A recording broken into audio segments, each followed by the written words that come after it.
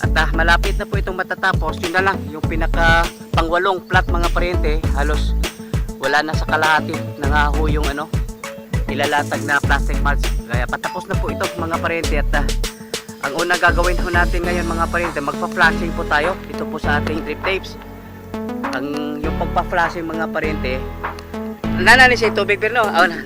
Sarado tong tumoy niya, sarado ni tanan. At tukas at bang bir, akong ablihan niya, tangtanga tong incap dito sa tumoy. Atong tan-awon og kuan kanang mubulhot pa siya dito, ibalik lang. Ako ablihan diri ha. Ayan, ito na po mga paryente at ayan, titignan ho natin. Sige. Ayan, dito na pala mga paryente. Tanaw, kuha yung incap bir. Palawas ang tubig. Kusog na siya. Isira, ako na sa isirado dire nya. Ibalik na diha. Yan. Ha? Oh, ipalawas ko diha.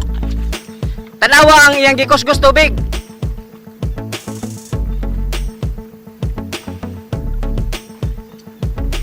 Yan. Dapat malalaman po natin mga paryente kasi mahirap na. Baka may nakabarap dito po sa ating linyada at hindi natin alam. Baka akalain natin na may tubig po siya tapos wala pala. Kaya bago ho natin gagamitin po ito, pa-flashing ho muna tayo. Titingnan ho natin yung tubig na nakarating po ba doon sa dulo.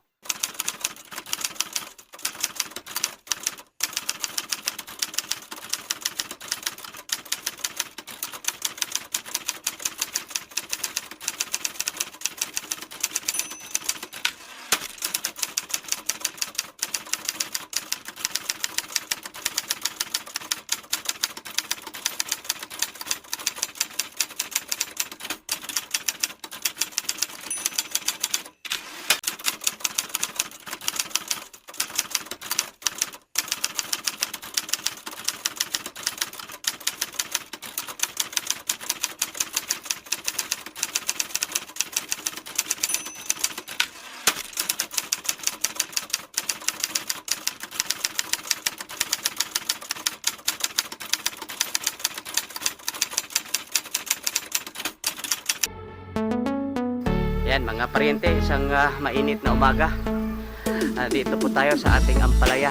At ito po ay 42 days after transplanting. Ayan, at nakikita ho natin mga paryente, yan, umapang na po sila sa taas at malapit na po sila magpang-abot, magkamustahan mga paryente. Pag nagsasara na po itong sa taas, ang ganda po tingnan nito mga paryente kasi yung po mga bunga po nila bibitin na, nakabitin lang yun dito po sa sa taas. Ganda po tignan mga paryente. At nung nakaraang linggo po first harvest po natin at nakapagpitas po tayo ng 30 kilo. Ayan, yung first harvest po natin mga paryente. Hindi na rin masama mga paryente kasi pag ibase natin dito po sa population po ng ating ampalaya, nasa lang po tayo, 300 hills o 300 kapuno mga paryente. Maganda na po yung 30 kilo. Ayan, at mamayang hapon din mga paryente, pipitas ulit tayo kasi marami na pong pitasin mga paryente. Marami nang pipitasin na bunga. Ayan, at sa tansya ko po ganun pa rin siguro mga 30 kilo mahigit. Ayan, marami na po pipitasin. Kakunti lang po itong ating ampalaya mga paryente. 300 kapuno lang po ito. At sa nakikita ho natin, medyo ito na nga, kumakapal na po dito po sa gilid mga paryente. At ngayong umaga magpapa-irrigate po tayo kahit kahapon po sabi po umulan po daw dito.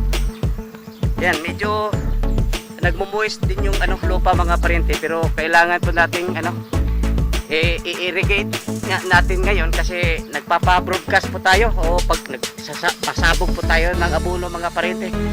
Ganito lang po yung pinapagawa po natin mga paryente. Pinapasabog po natin yung kumbaga tawag po nito sa English broadcast.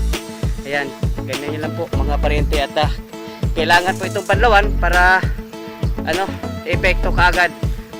Kaya pag kahit sabihin natin medyo masa-masa pa po yung lupa, padadaanan po natin ang Tubig Lagoon po ito mga parente. Pag natapos na po magbigay po ng sabog po ng abono, abiso na po tayo sa kabilang farm na magpapadaloy na po tayo ng Tubig Lagoon po rito, para naman po itong ating nilagay na abono sa gilid matunaw at umi-epekto kaagad mga parente. Ayan.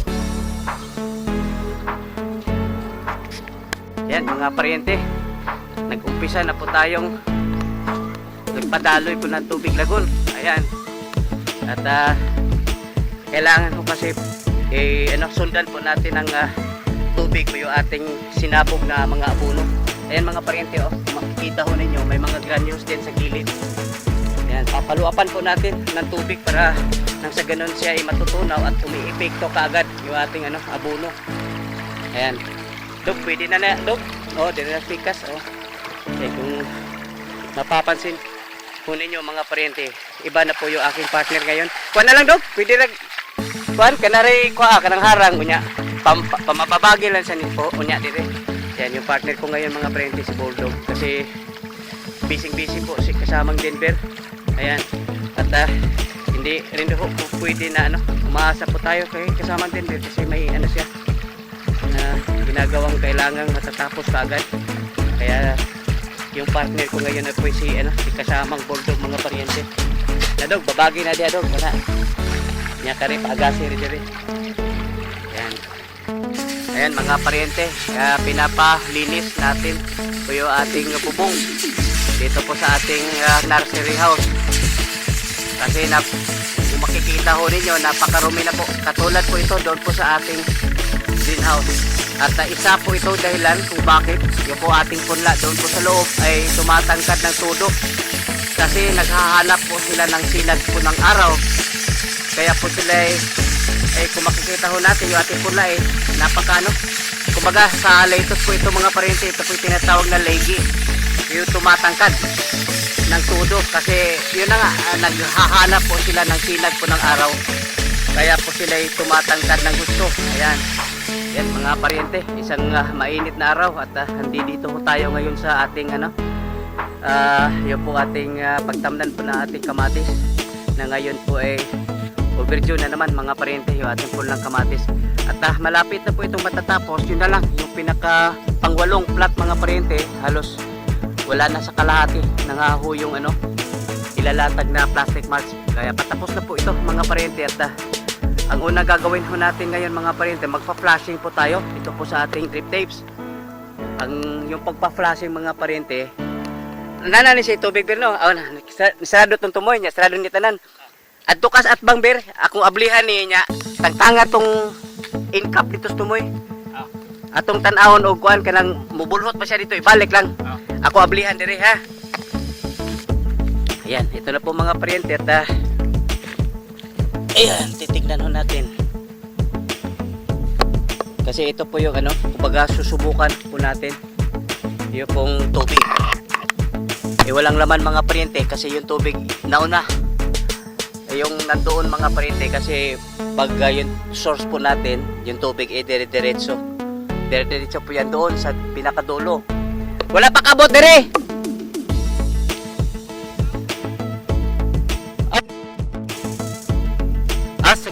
Sige. Ayan, dito na pala mga parente. Tanaw, kuha yung incapper. Palawas ang tubig. Kusog na siya. Isira, ako na sa do, isirado dire. Nya, ibalik na diha. Yan. Ha? Ipalawas ko diha. Tanawa ang iyang gikuskus tubig.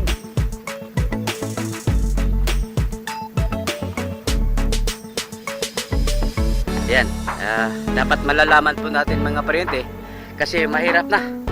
Baka may nakabarap dito po sa ating linyada at hindi natin alam.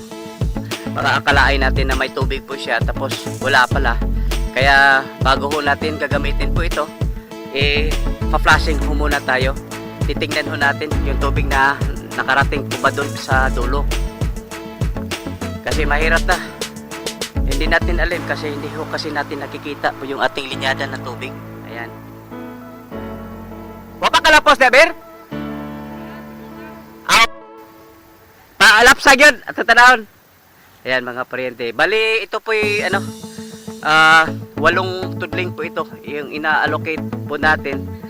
Ha? Kusugra? Ari ito speakers ba? Ato testingan. Ako pag rin niya, isarado na diya. Ayan mga paryente at titignan ho natin kung gumagana po ba ito lang ho muna, itong 8 plat. Kasi sa kanda lang po natin magawa ng dagdagan po itong plat. Kasi ang gagawin po natin mga paryente, magpunla po tayo ng teka, tatapusin ko muna itong ako ablihan ba ha?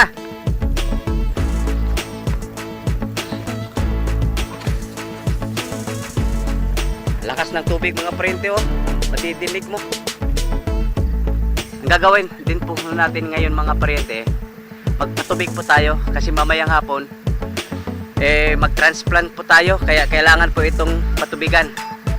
Papaganahin po natin itong ating drip tapes, itong ating drip irrigation po rito.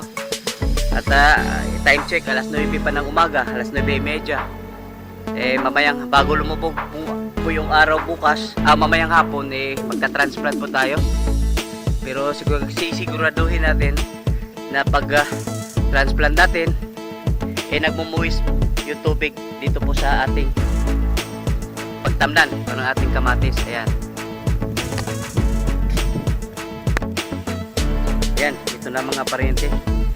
Naglipat tanim na po tayo dito po sa ating punlang kamatis. Ayan, napaka overdue na po kasi ito ating kamatis mga paryente. Kaya yan, talagang nananadya yung panahon mga paryente. Inulan po tayo, mabuti na lang huminto yung ulan. At kailangan na talaga ito mailipat tanim. Kaso medyo tumigil po yung ulan mga alas 3 na ng hapon. Kaya pinagtutulungan po namin ito para matatapos. Ayan, ito po full force po kami ngayon dito mga paryente.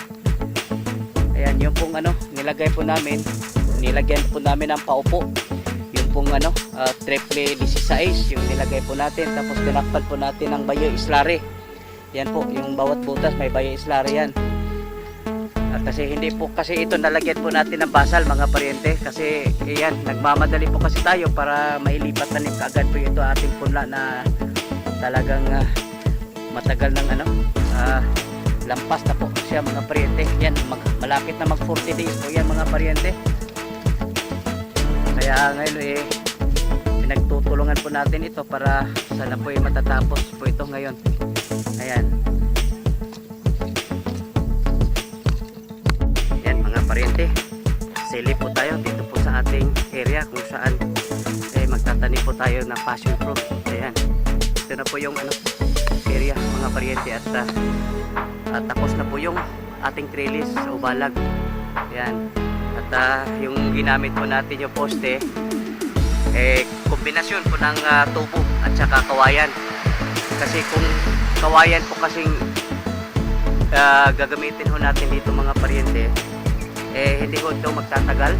Kumbaga mayroon po itong taning 1 taon, 2 taon, ito po masisira na yung kawayan. At kahit paano mga paryente, medyo maganda ho kasi yung po tubo, kasi nandito pa naman po tayo malapit sa entrance. Ayan, kaya ginandahan na natin mga paryente kasi ito po kitang kita dito po sa ating farm. Ayan, at saka napili po natin itong area na ito kasi hindi na rin po natin mapapakinabangan po ito kasi ito po nasisilungan. Kaya hindi na rin po tayo pwede magtanim po rito ng ibang crops. Kaya ito po kasi passion fruit mga paryente, lumalaban po ito sa ganitong partly shaded na area. Mayroon po kasi tayong passion fruit nandun sa ilalim sa acacia at ang gaganda po ng tubo niya kahit nasisilungan po siya. Kaya ito po yung napili po natin, kahit papaano magagamit po natin yung area nito. Ayan, at kulang lang na lang po nito mga paryente, ready na po yung ating mga passion fruit na seedlings. Yung ating mga kasamahan po kasi mayroon po kasi pinapauna po kasi yung ating pagtamnan po ng kamatis. Pero ito isusunod na po natin. At sandali na lang yun mga paryente kasi dito na lang po natin magtatanim po yun at passion fruit dito po sa gitna. At sana po magta-thrive sila po rito. Dito po sa area na to.